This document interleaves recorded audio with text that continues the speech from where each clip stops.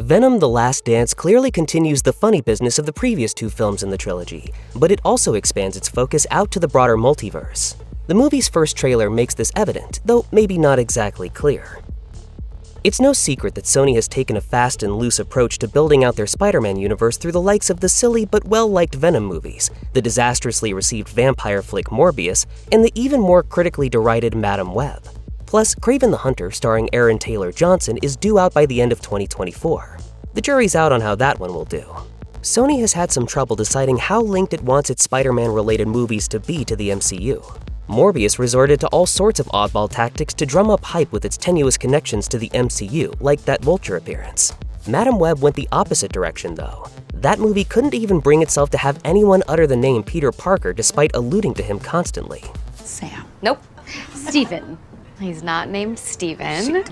You guys are ice cold. So what chaos does Venom: The Last Dance throw into the fray?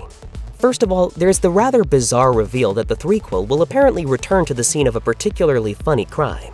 In the mid-credit sequence of Spider-Man: No Way Home, Tom Hardy's Eddie Brock and his loud-mouthed pal Venom make their way into the MCU proper at a bar.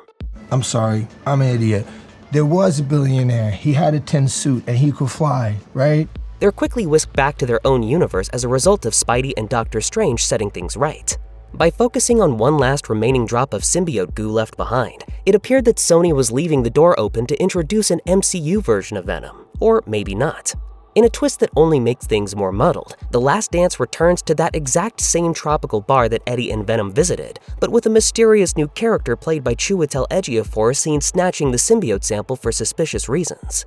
So is this scene taking place in the MCU? If so, is Ejiofor's character able to travel between dimensions since he also seems to live in Venom's universe? Or is this all somehow supposed to be the same universe, contradicting conventional wisdom?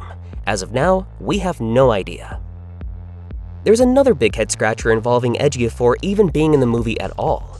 Yes, the 12 Years a Slave and The Martian star has always been a welcome addition to any ensemble over the years, but his inclusion in Venom: The Last Dance would surely get an MCU fan asking questions. Ejiofor appeared in both Doctor Strange films as Baron Mordo, the Mordo of two different universes no less. Since The Last Dance at least seems broadly connected to the larger MCU, one would think that the creative team casting an actor who has appeared in two MCU films was an intentional choice to tie things together even more tightly. But is it? There's no way to tell until The Last Dance finally arrives in theaters, but there's no denying that the as-yet unnamed character Ejiofor plays here shares very little in common with the sorcerer Mordo, at least on the surface.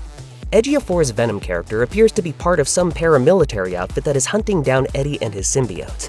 The only hint provided in the trailer comes from Juno Temple's scientist, who's seen talking with Ejiofor's character in a laboratory about how it had to be impossible for humanity to be alone in the universe. It's our job to make sure that remains a secret. That doesn't exactly line up with Mordo's motivation in Doctor Strange, where he's turned against his old colleague Stephen Strange because of philosophical differences. I see at long last what's wrong with the world. Too many sorcerers. Assuming these are completely different characters who just happen to look like Chiwetel Ejiofor, rather than a multiversal variant of Mordo himself, it can't help but feel like another distracting element in what's already a pretty confusing mess. Much of the trailer footage in the trailer for The Last Dance is pretty straightforward, delivering all sorts of goofy visuals like Venom overtaking a horse or dancing with the returning Mrs. Chen in what looks like a Las Vegas casino. And there are the classic Venom Eddie antics. We are Venom! We are Venom! No. Oh! Yeah. But there's one other brief moment that arrives with zero explanation whatsoever. Eddie, who is decked out in the exact same Hawaiian shirt that he wears in the Spider-Man No Way Home scene, is hitching a ride with some hippies in a grungy van.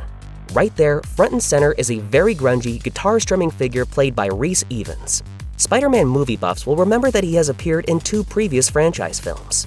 I know who it is. You know who it is? Dr. Curt Connors. He becomes the Lizard in 2012's Amazing Spider-Man. He was then among the many villains brought to the MCU in Spider-Man No Way Home in 2021. In that film, he was cured of his reptilian affliction and sent back to his home universe, or so we thought. The oddly prominent shot of Ifans in the trailer implies he's reprising his role as Connors rather than playing someone else. So while Ejiofor is almost certainly playing someone different unless it's all a big trick, Ifans almost has to be Connors. Are they just messing with us or what? After Doctor Strange casts his final spell and causes the world to forget Spider-Man, does the now reformed Connors accidentally end up in the Venomverse instead of his own? Does he play an unexpectedly large role in tying both franchises together through the multiverse? Will the movie even resolve any of these concerns? We'll all find out when Venom: The Last Dance hits theaters on October 25th, 2024.